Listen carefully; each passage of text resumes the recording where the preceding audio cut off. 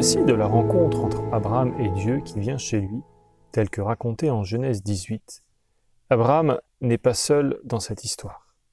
Il y a aussi Sarah. Où est-elle d'ailleurs?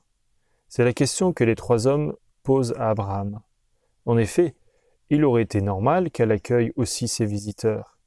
Et encore plus, si c'est le Seigneur. Oh, elle n'est pas absente. Elle est là, dans l'attente. Que fait-elle? Elle est peut-être occupée à la cuisine, occupée à faire plein de choses. Trop occupée pour ne pas accueillir Dieu. Peut-être ressembles-tu à Sarah, trop occupée pour accueillir Dieu dans sa vie. Pas le temps. Métro, boulot, dodo, marmot. Le temps est ce qu'il manque le plus de nos jours. Pas le temps, et pourtant. La question n'est pas anodine.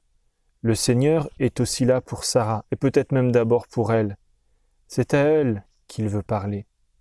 C'est elle qu'il veut inviter à l'accueillir. Sarah n'est pas vraiment dans l'attente, elle est à l'entrée. Elle est un peu curieuse tout de même. Ce n'est pas souvent qu'elle a dû voir Abraham aussi excité à courir dans tous les sens pour accueillir des visiteurs. Ils doivent être importants. Peut-être ressembles-tu à Sarah, curieux de voir ces hommes et ces femmes dont la vie change, parce qu'ils viennent de faire une rencontre, parce qu'ils viennent d'accueillir Dieu dans leur vie. On commence alors à se poser des questions, on regarde, on observe, on écoute. Peut-être est-ce aussi le cas pour toi. Et si cette nouvelle journée était à nouveau l'occasion de ne pas rester spectateur de Dieu qui t'attend pour te rencontrer personnellement. Que Dieu te bénisse.